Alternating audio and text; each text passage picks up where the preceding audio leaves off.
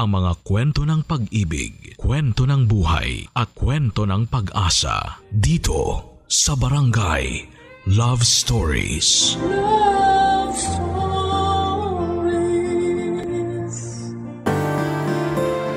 Ang isang responsibilidad ay hindi dapat tinatakasan. At hindi lahat ng problema ay maiiwasan kapag pinili mong mag-iba ng daan. Ikaw kabarangay, minsan ka na rin bang gumawa ng paraan para takasan ang iyong responsibilidad? Dear Papa Dudut, magandang araw po sa inyo at sa lahat ng mga nakatutok ngayon sa inyong programa. Tawagin niyo na lamang po ako sa pangalang Von. 38 years old na sa ngayon at taga Baguio City. Ang kwentong ibabahagi ko sa inyo ay nangyari 6 years ago. Papa Dudut, 1 taon mula noong graduate ako sa college ay nagkaroon agad ako ng trabaho. Isa po akong broker, Papa Dudut, at lisensyado na rin po ako sa aking hanap buhay. Okay naman po ang sinasahod ko. Sumusobra pa sa kailangan ko dahil sarili ko lang naman ang binubuhay ko ng time na yon. Ulila na ako sa mga magulang. Mas pinili kong lumayo sa mga kamag-anak ko para walang nakikialam sa mga desisyon ko sa buhay. Kung makikita nila lahat ng kilos ko, siguradong matinding panghuhusga na ang mararanasan ko sa kanila.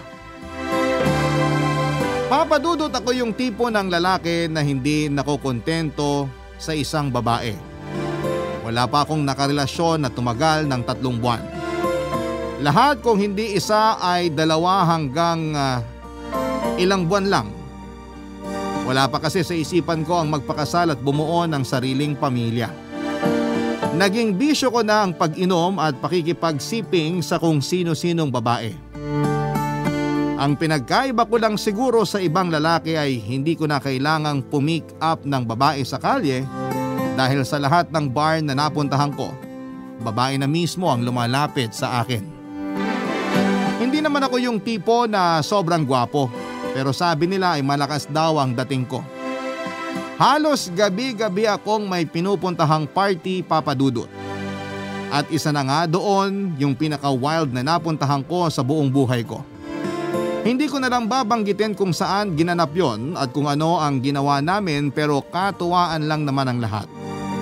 Nag-enjoy din naman kami at walang pilitan na nangyari. Akala ko nga ay yun na ang pinakamasayang party ng gabing yon, pero hindi pa pala, Papa Dudut. Nakilala ko si Jeneline. Maganda siya, maputi at isang ngiti pa lang niya ay tatamaan ka na talaga. Ang kaso may pagkamahiyain pala siya.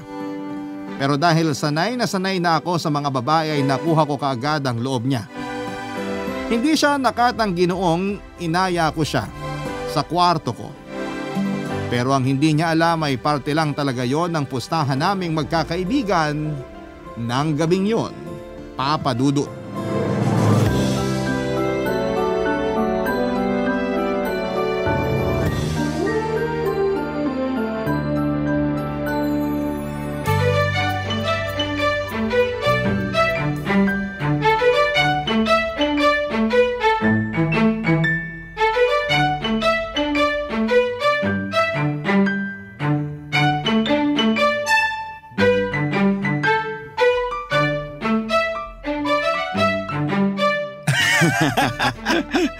Ganun mo talaga kabilis na paniwala yung babaeng kasama mo kagabi? Hayop pa. Natalo mo ako sa pustahan. Sayang yung 5K ko. Malay ko ba naman na papatulang ka nun? Siyempre, wala ka bang bilib sa akin? Hindi mo alam kung paano ko napapa-oo yung mga babaeng nakakasama ko. Simpleng galawan lang pero smooth, pare. Oo na, ikaw nang malakas sa mga babae. Ako nga, kung walang pinakilala sa akin doon sa birthday party, wala man lang sana ako madidiskartehan. Grabe, ang alat ko ng gabing yun. Malas mo, pero sa akin, sobrang tamis. Ibang klase si Jeneline, pare. Mahihain lang pero… Eh di ikaw na maswerte. Ako na talaga. Pero ang tanong, Nakuha mo man lang ba yung number o pangalan niya sa Facebook? Syempre hindi. At wala rin naman akong balak na kunin yun.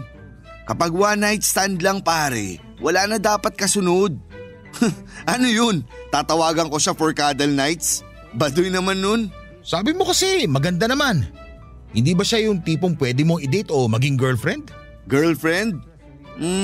Pwede naman. Pero ayoko pa ng commitment ngayon. Ayoko yung may magbabawal sa akin sa mga ginagawa ko. Alam mo naman kapag may girlfriend na ako, hindi na ako pwedeng lumabas with other girls. Away yun, panigurado. Sa bagay, sa lifestyle mo kasi ngayon, hindi ka pa nga pwedeng pumasok sa isang relasyon. Baka mamatay ka ng maaga. Bakit mo naman nasabi yan? Sa tingin mo ba bubuhayin ka pa ng girlfriend mo kapag nalaman niya kung ilang babaeng kinakama mo sa loob ng isang buwan? Bawi ka na lang sa next life pag nagkataon pare. Mangyayari lang yon kung magpapahuli ako.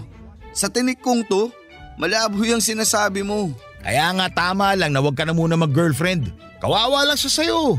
Kaibigan ba talaga kita? Parang kontrang-kontra ka sa mga ginagawa ko ah. Ganun talaga yung tunay na kaibigan. Pupunahin ka rin sa mga kalokohan mo at hindi laging kukonsintihin. Sus, tigilan mo nga ako dyan sa drama mo. Konti na lang talaga, di na kita makikilala. Para kang may sapi pag matino yung lumalabas sa bibig mo eh. Bakit? Bawal na ba maging matino kahit minsan lang? Sa mga katulad natin, hindi talaga bagay pare. Ay. Oh, para sa naman yung buntong hininga mo?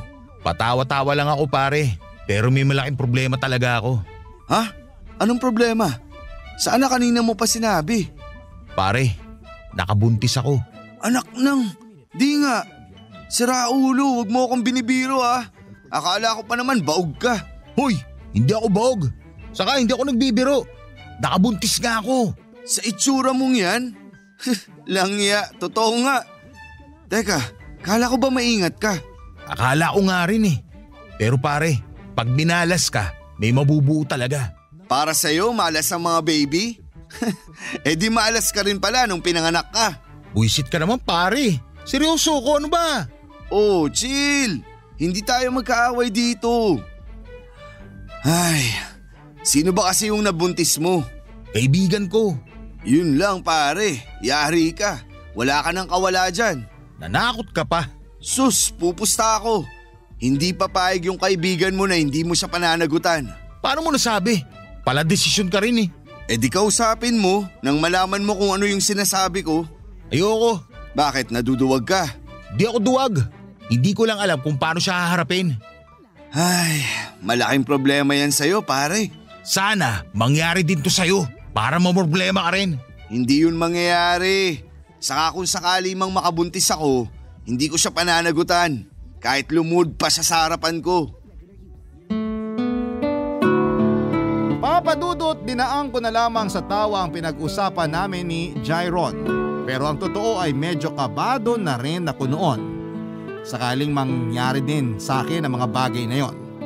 Takot ako makabuntis, ayoko ng responsibilidad sa kahit na sino. Masyado na ako nasanay na sarili ko lamang ang iniintindi ko. Pero minsan ay naiisip ko rin naman ang magiging sitwasyon ko kung sakaling magdesisyon na akong magpakasal. Ang kaso ay hindi pa lang talaga yon ang tamang panahon. Kung sa pinansyal naman ay handa na ako papadudot. Pero sa commitment sa isang babae, aminado ako na hindi ko pa talaga kaya. Makalipas ang 3 buwan mula noong makasama ko si Jeneline, ay may nakilala ulit ako. Emily ang pangalan niya. Medyo hawig nga sila kaya habang kausap ko siya ay parang si Jeneline ang nakikita ko sa kanya. May nangyari agad sa amin noong unang gabi pa lamang kaming nagkasama. Akala ko ay hindi ko na siya makikita kinabukasan dahil gano'n naman palagi ang nangyayari sa mga nakaka one night stand ko. Kung hindi ako ang mangiiwan sa kanila sa hotel ay sila naman ang gagawa noon sa akin. Pero iba si Emily, papadudot. Hindi siya umalis at hinintay pa niya akong magising. Nagulat ako nang makita ko siya na suot ang damit ko. Nakangiti pa siya sa gilid ng kama noong magising ako. Romantic na sana pero allergic ako sa ganong klase ng mga eksena. Pero ang nakakatawa roon, para akong na-hypnotize sa kanya. Hindi ko alam kung paano niya nagawang ayain akong kumain na kasama siya. At sa ganong paraan ko rin siya nagustuhang bigla, Papa Dudut.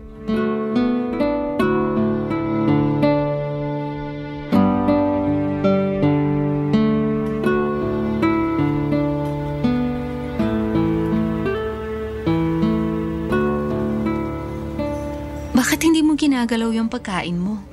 Hindi ka pa nagkakanin pag umaga? Hindi, kape lang. Ayos na ako. Ganun ba? Sorry ha. Kung alam ko lang hindi na sana ako nag-order. Hayaan mo na. Ako na lang magbabayad. Ha? Uy hindi, libre ko to. Tsaka kung hindi mo kakainin yung pagkain mo, akin na lang. Ako na lang ang kakain. Ikaw uubos nito? Sigurado ka ba? Siguradong sigurado. Kulang pa kaya sa akin tong in-order ko para sa sarili ko? Sorry kung ma-offend ka. Pero wala ka bang pagkain sa inyo? Anong klaseng tanong yan? Marami kaya akong pagkain sa bahay ko. Hindi ako nagugutuman kung yun ang iniisip mo. Malakas lang talaga akong kumain. Sorry, hindi lang talaga ako makapaniwala. Kasi hindi ka naman mataba. Medyo chubby lang. Ganyan nga yung mga gusto ko sa babae. Ayoko yung masyadong payat. Baka matinik ako. Grabe ka naman sa mga payat. Kung alam mo lang kung gaano rin nila kagustong tumaba pero hindi lang talaga kaya. Bakit alam mo? Kasi ganun ang kapatid ko. Kaya pala. Sorry sa nasabi ko. Ayos lang yun. Basta wag mo na lang uulitin kasi makakasakit ka talaga ng feelings. Honest lang talaga ako. Hindi naman porket honest ka, magiging insensitive ka na rin. Kakain ka pa ba o sasermonan mo na lang ako?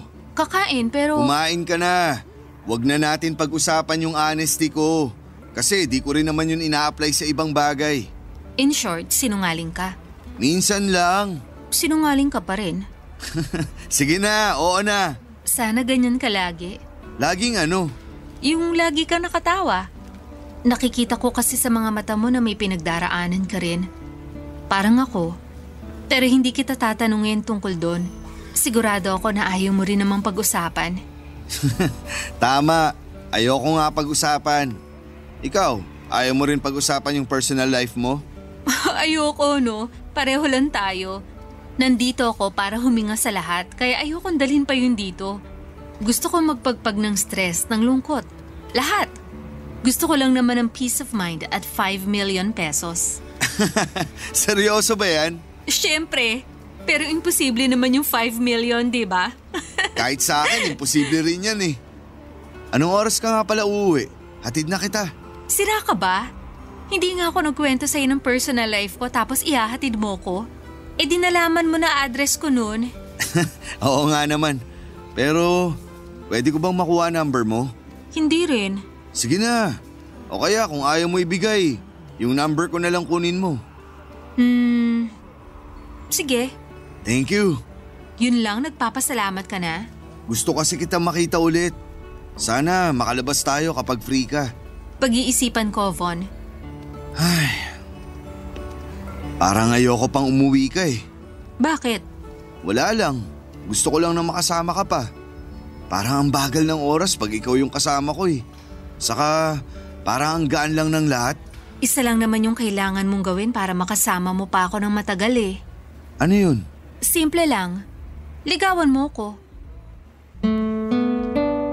Papadudot na gulat ako sa mga sinabing yon ni Emily.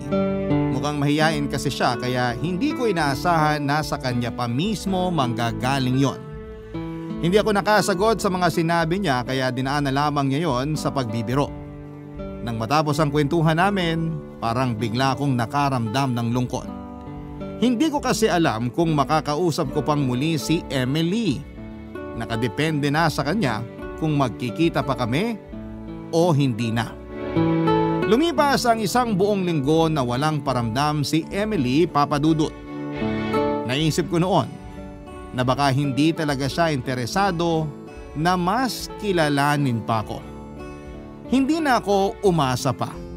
Sinubukan ko ulit maghanap ng iba pero para akong pinaglalaruan ng tadhana. Sa lahat kasi ng babaeng nakakasama ko ay hinahanap ko yung mga nagustuhan ko kay Emily. Isang gabi, Papa Dudut, nagulat na lamang ako nang makatanggap ako ng message mula sa isang unknown number. Kinutuban ako kaagad dahil wala naman akong ibang pinagbigyan ng number ko. Napangiti na lamang ako ng oras na yon dahil nagkaroon ako ng munting pag-asa. Pag-asa na muli kong makakausap at makikita ang babaeng ilang linggo nang laman ng isip ko. Barangay Love Stories. Barangay Love Stories. Papa Dudut, na kumpirma ko na si Emily nga ang nag-message sa akin. Ibinigay ko ang pangalan ng social media account ko para magkausap kami through video call. Na-excite ako nang magkausap kaming muli. Doon ko na siya nakilala ng mabuti, Papa Dudut. Bunso daw siya sa magkakapatid pero lahat ng nakakatanda sa kanya ay may kanya-kanya ng pamilya. Siya na lamang ang wala. Dahil sa edad niya ay pinipressure na siya ng mga magulang niya na magkaroon na rin ng sariling pamilya. Naglabas siya ng sama ng loob sa mga magulang niya. At ng mga sandaling yon ay parang gusto ko na lamang siyang puntahan para yakapin at iparamdam na kaya ko siyang damayan.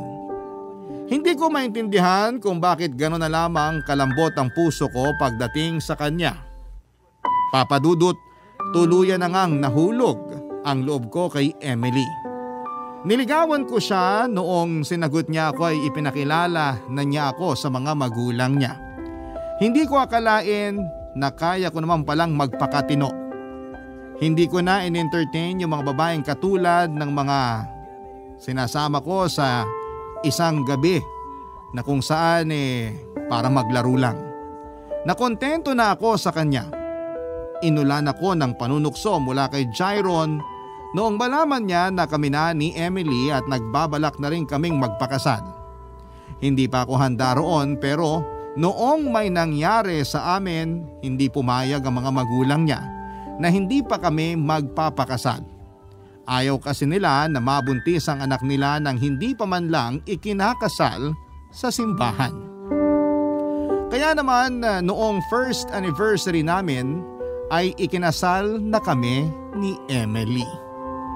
Pero kung kailan buo na ang loob ko na magkaroon na ng sariling pamilya, ay saka naman dumating ang isang malaking problema.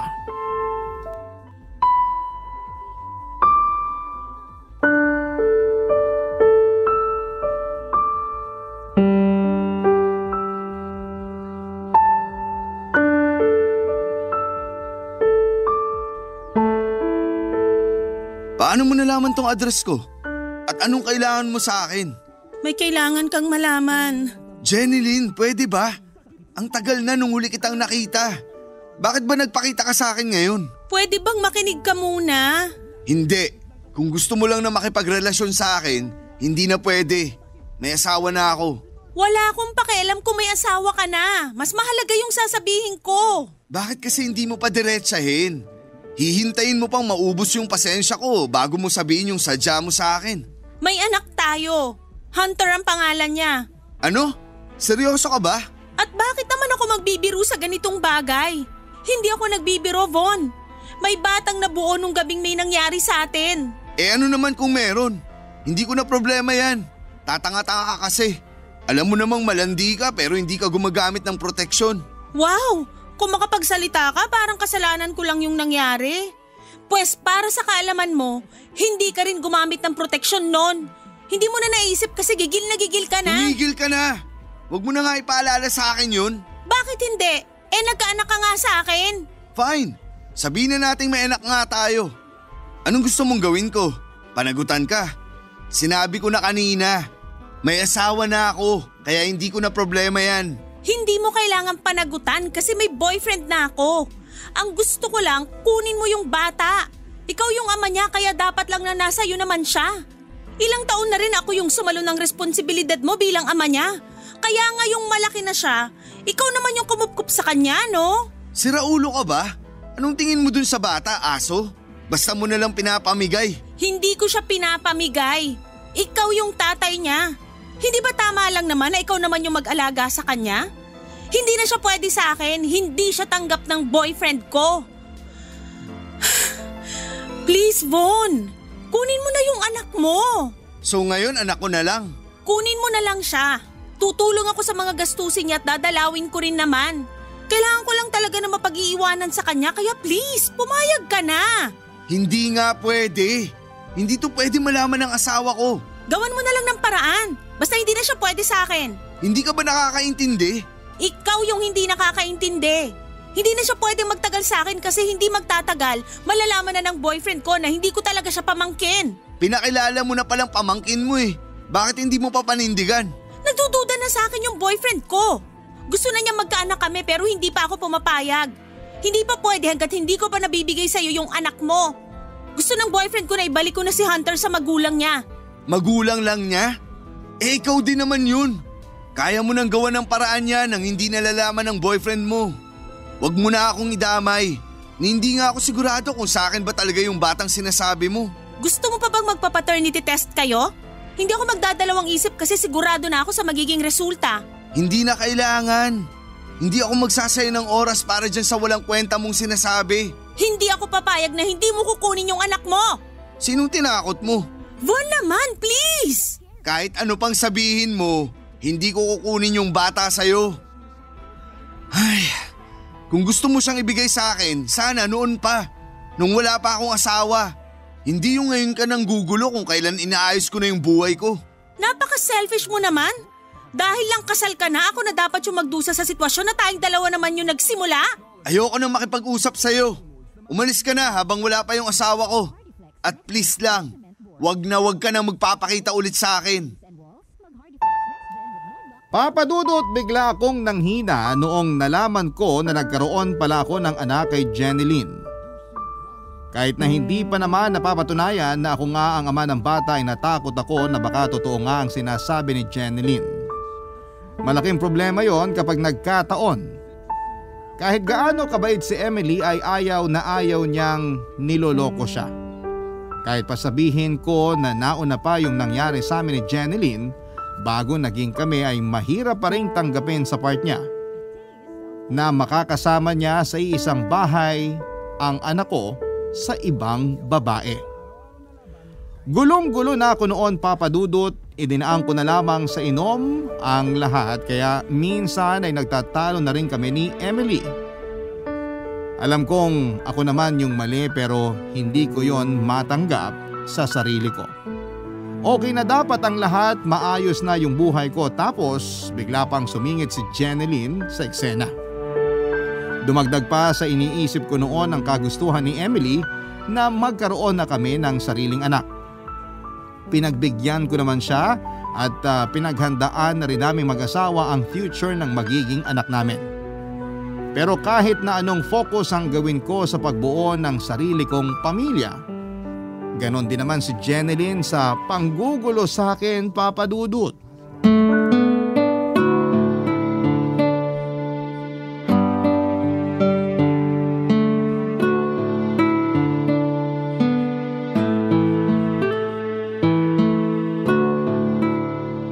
Pambihira!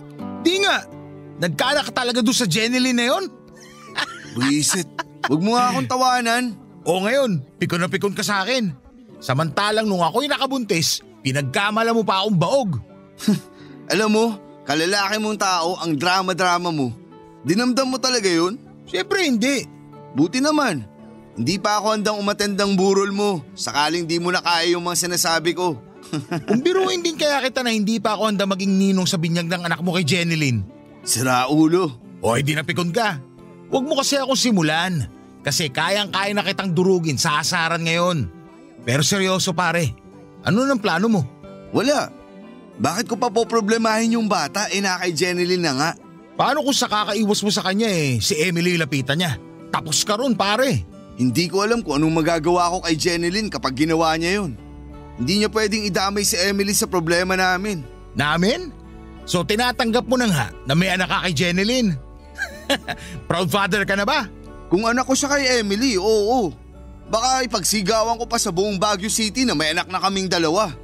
Kaso hindi eh. Ano na lang yung sasabihin ng mga magulang niya kapag nalaman na May anak ako sa dati kong nakalandian. Nakakahiya yun pare. Ay, simba ako ng simba pero ako pa tong patuloy na nagkakasala. Kung hindi mo naman naging asawa si Emily, malabo kang mapapasok sa loob ng simbahan, no? Kung subukan mo rin kaya, nang di puro kamanyakan yung topic na sinisimulan mo sa group chat natin. Napapagalitan pa ako ng asawa ko pag nababasa niya yung messages niyo eh. Sus! Masyado ka naman nagpapa-under sa asawa mo. Hindi ako under ng asawa ko. Pinapatunayan ko lang sa kanya na nagbago na ako pare. Na hindi na ako kagaya ng dati. Na parang nagpapalit lang ng damit sa dami ng babae. Grabe, ngayon pa lang, ibang-iba ka na pare. Hawaan mo naman ako ng konting katinoan dyan. Kung gustong tumino, simulan mo na ngayon pa lang. Nga pala, kumusta na kayo nung kaibigan mong nabuntis mo? Kinukulit ka ba? Hindi na pare. Sinuporta ako na lang para hindi na ako guluhin. Alam mo naman, ayoko na may aalagaan ako. Sana nga pwede rin yan sa akin. Ang kaso, iba yung gusto ni Jeneline. Gusto niya na sa akin na talaga si Hunter. Siguro ikakasal na rin sila nung boyfriend niya kaya pinamimigay na niya yung bata. Di man lang ba nagduda boyfriend niya? Nagdududa na nga kaya ginugulo niya ako. Pakilala niya raw kasi pamangkin niya lang yun. Eh ayun, pinapasaoli na sa magulang. Kawawa naman yung bata pare. Di naman sa hinuhusgahan kita, pero hindi ka man lang ba naawa sa anak mo? Hindi pa sigurado kung anak ko nga. Kung ako sa'yo, kesa nag-iisip ka pa na malala dyan, siguraduhin mo na muna. Hindi na. Kasi kahit naman mapatunayan na anak ko nga si Hunter, wala pa rin akong planong kunin siya sa nanay niya. Plano na namin magkaanak ni Emily pare. Sakaling makapanganak siya, yun lang ang ituturing kong anak. Pare, payo lang ha. Mas maganda kung ngayon pa lang magsasabi ka na ng totoo kay Emily. Hindi yun ganun kadali pare. Iba magalit yun. Mas lalo lang sa magagalit kung hindi mo pa rin sasabihin. Lalo lang lumalaki yung kasalanan mo habang pinapatagal mo pa. Pag-iisipan ko muna, saka hahanap din ako ng tiyempo.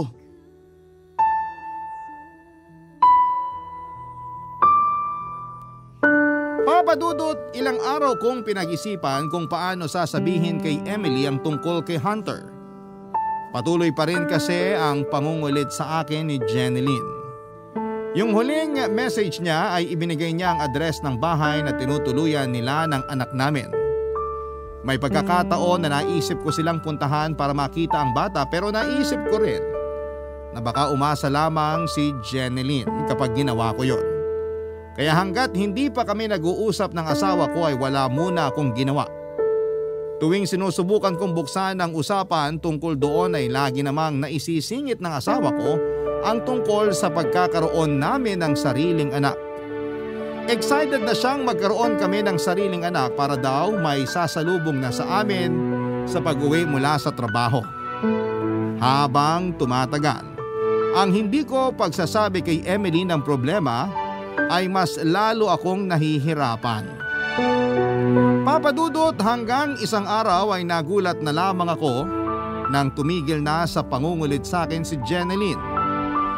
Hindi ko alam kung bakit niya yon ginawa pero malaking pabor naman sa akin ang pananahimik niya. Para akong nabunutan ng tinik. Lalo akong nakampante noong kahit na ilang buwan nang nakalipas ay hindi pa rin nagpaparamdam si Jeneline. Siguro ay tinanggap na ng boyfriend niya ang sinasabi niyang anak namin. Noong nakaramdam ng pagkahilo ang asawa kong si Emily, imbes na magpadoktor, ay mas inuna pa niyang magpiti para malaman kung nagdadalang tao na siya. Naintindihan ko naman ang excitement niya dahil matagal-tagal na rin naman kaming sumusubok pero walang nabubuo.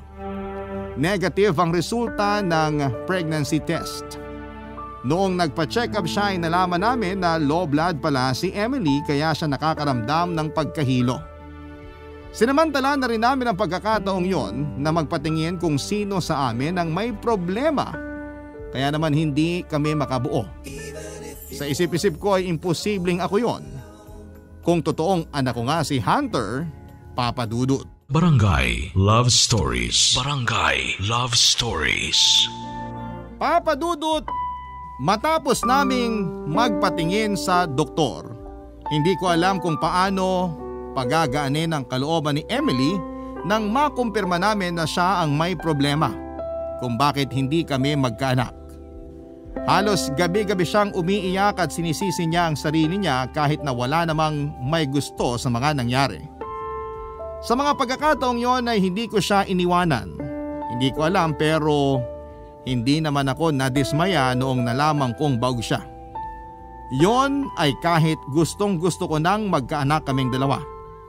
Hindi naman nagbago ang pakikitungo sa akin ni Emily pero minsan tuwing nababanggit niya na gusto talaga niyang magkaanak ay hindi niya napipigilan ang maging emosyonal.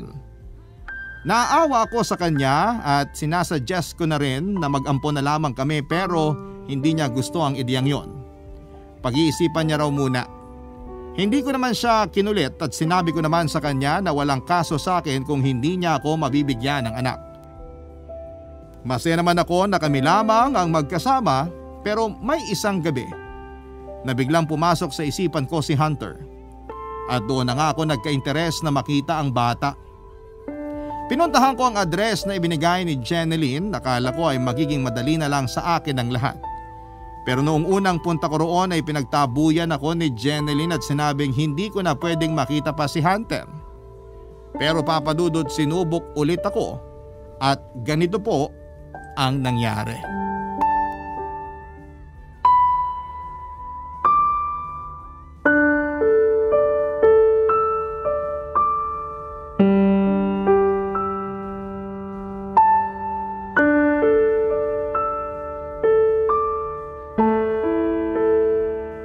Anong ginagawa mo rito?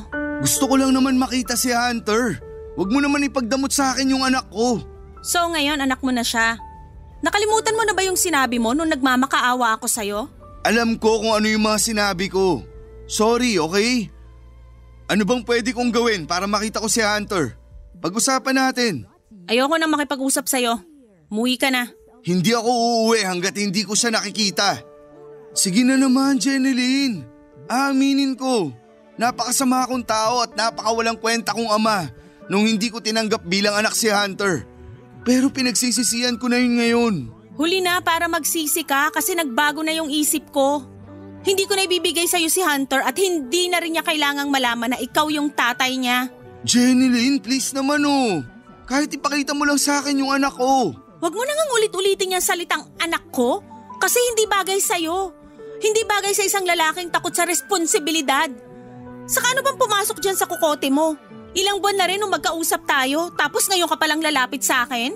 Natakot lang ako noon. Natakot ako sa magiging reaksyon ni Emily. Baka kasi walayan niya ako. Mahal na mahal ko siya. Alam kong naiintindihan mo tong nararamdaman ko. Kasi nagmahal ka rin naman, di ba? Huwag mo nang gamitin yung nararamdaman ko para i-justify yung pagkakamaling nagawa mo. Hindi lahat nabibigyan ng pangalawang pagkakataon kaya dapat nung unang beses pa lang na lumapit ako sa'yo, tinanggap mo na si Hunter. Nandito na ako ngayon. Handa na ako makipag-usap. Handa na akong humingi ng tawad kahit paulit-ulit. Gagawin ko yun. Basta pagbigyan mo lang ako na makita at makausap yung anak ko. Please, bigyan mo naman ako ng isa pang pagkakataon. Ikaw, maswerte ka kasi lagi mo siyang nakikita. Lagi mo siyang nakakasama. Kung nagkamali ako nung ipinagtabuyan kita, ikaw rin naman, di ba? Para sa'yo, malaking problema si Hunter dahil hindi siya matatanggap ng boyfriend mo. Tumigil ka! Hindi ka pa ba masaya na malaya ka na sa responsibilidad mo kay Hunter? Pwedeng-pwede ka nang magkaanak sa asawa mo kahit ilan pa yon, wala na akong pakialam. Hindi na kami magkakaanak ng asawa ko.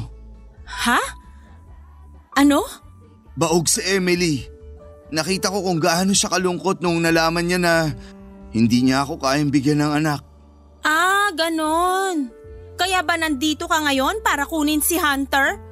Tapos ano, kayo na yung tatay yung magulang niya? Swerte mo naman. Ako yung nagpalaki sa kanya kaya ako lang yung magiging nanay niya. Huwag ka nga magsalita na parang napaka-perpekto mong ina. Hindi ka rin naman proud na anak mo si Hunter, di ba? Kinailangan mo pa siyang ipakilala sa boyfriend mo bilang pamangkin mo. Kaya kung sa pagkakamali lang naman, halos patas lang tayo. Hindi mo rin pwedeng isumbat sa akin yung pagpapalaki mo sa kanya sa loob ng ilang taon. Kasi hindi mo naman sinabi sa akin na nagkaanak tayo nung buntis ka pa lang. Bakit? Kung sinabi ko ba sa'yo ng mas maaga, matatanggap mo siya? Siguro. Kita mo na, hindi ka sigurado. Hindi pa ako sigurado nun kasi hindi pa ako handang magkaanak. Pero ngayon na gustong gusto ko na, saka naman hindi pwede. Ang hirap, Jenilyn. Siguro, karma ko na to sa mga kalokohan ko. Sa lahat ng nagawa ko. Lalo na sa inyo ni Hunter. Kaya I'm sorry. Sana mapatawad mo pa ako. Aalis na ako. Pasensya na kung ginulo pa kita rito. Sandali! Bakit? Kung gusto mong makita si Hunter, sasabihan na lang kita kapag pwede na. Wala na siya rito. Anong ibig mong sabihin? Dinala ko muna siya sa bahay ng pinsan ko. Dito na kasi titira yung boyfriend ko kaya nilayo ko na muna siya. Pero bakit binabawalan mo ko na? Sinusubukan lang kita kung talagang sincere ka. Pero hayaan mo muna ako nakausapin si Hunter bago kayo magkita. At kung may papangako mo sa akin na hindi mo siya papabayaan, ibibigay ko siya sa'yo. Papa Dudut, hindi ko po inaasahan na sasabihin yon ni Jenilyn. Akala ko kasi talaga ay wala na akong pag-asa na makita ang anak ko. Kinabukasan lang ay nakatanggap ako ng message mula sa kanya na nagsasabing pwede ko nang makita si Hunter. Bigla akong nakaramdam ng excitement, Papa Dudut. At noong tuluyan na nga kaming magkita ay parang lumukso ang puso ko nang masilaya ng mga ngiti ng batang hindi maipagkakailang anak ko nga. Sobrang saya ko ng mga sandaling yon, pero sa kabila ng sayang nararamdaman ko ay naroon din ng takot para sa magiging reaksyon ni Emily. Nagsinungaling ako kay Jenilyn at sinabi ko sa kanya na nakapag-usap na kami ni Emily at tanggap na ng asawa ko si Hunter. Pero ang totoo ay saka pa lang namin yon pag-uusapan kapag nakuha at naisama ko na sa bahay ang anak ko. Inaasahan ko nang magagalit si Emily at ang malalapay baka makipaghiwalay siya sa akin. Pero nang makita niya si Hunter, parang agad silang nagkaroon ng espesyal na koneksyon sa isa't isa. Yon ang hindi ko inaasahan. Alam ko naman na mabuting tao si Emily, pero yung pagtanggap niya sa anak ko na bunga ng naging kalokohan ko noon, yon ang mas nagpatibay ng pagmamahal ko para sa kanya.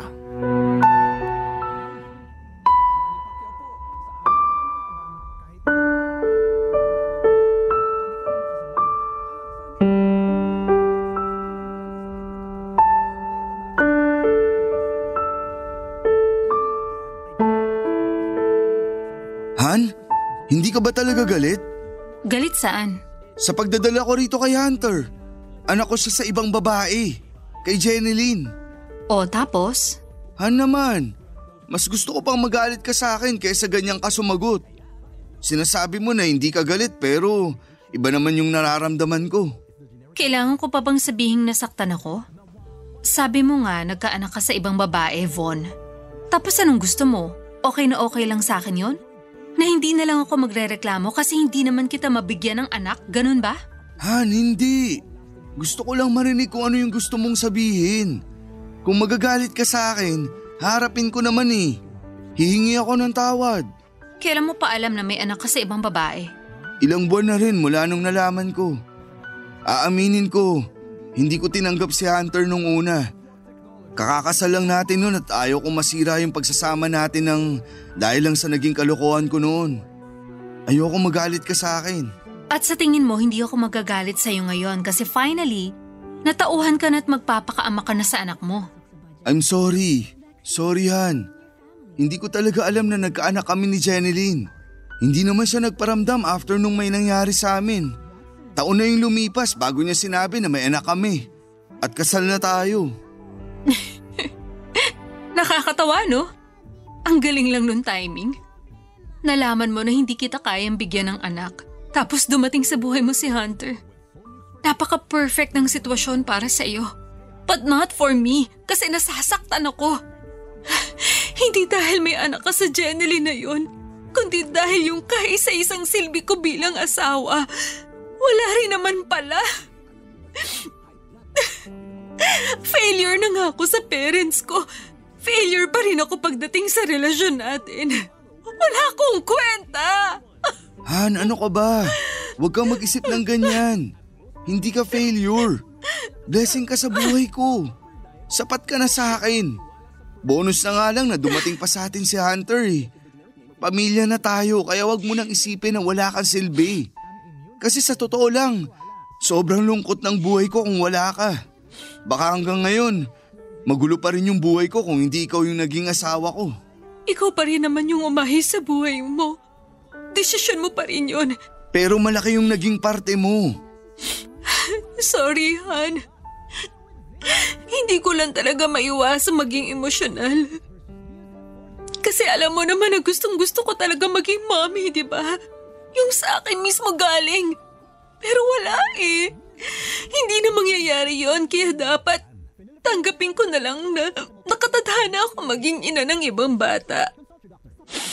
Paayaw-ayaw pa ako mag-ampon tayo. Pero ang totoo, yun lang naman yung option na meron tayo eh. Kaya salamat kay Hunter.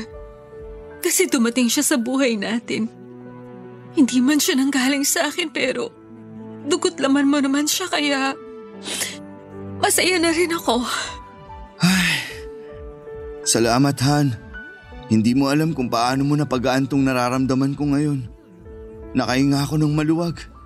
Akala ko magagalit ka sa akin ng sobra tapos papalayasin mo ko. Teka nga, yun ba yung gusto mong mangyari? Pwede ko namang gawin yun. Han, kahit palayasin mo ko, babalik at babalik pa rin ako rito. Wala akong ibang pupuntahan kundi ikaw lang. Saka kahit na anong mangyari, sa'yo lang ako uuwi. Papadudot tinanggap ni Emily si Hunter at itinuring na parang tunay niyang anak. Masaya kami na dumating siya sa buhay namin.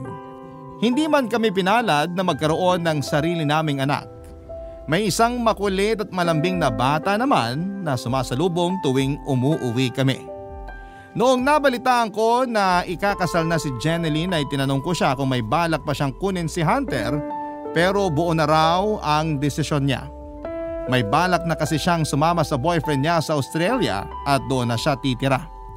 Iiwan na niya sa amin si Hunter at mas gusto niya na kami na ang maging magulang ng anak namin.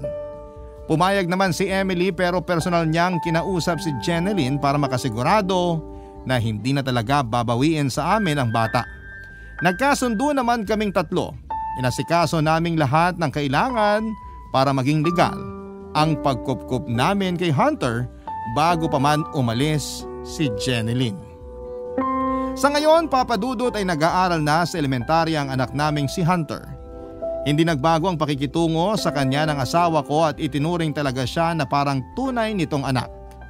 Masaya na ako sa naging takbo ng buhay ko, Papadudot.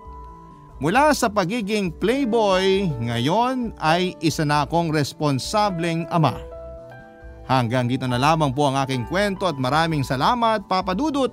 At sa lahat po ng sumusuporta sa Barangay Love Stories. Gusto ko rin pong pasalamatan ng Barangay LS dahil kung hindi po dahil sa programa ninyo ay hindi mapapakinggan dito ang kwento ko. Muli thank you and God bless po sa inyong istasyon. Ang inyong forever kapuso at kabarangay, Von. Nagustuhan ng iyong napakinggan? Ituloy yan via live stream sa www.gmanetwork.com/radio. Barangay LS. In Mega Manila, 97.1. Forever.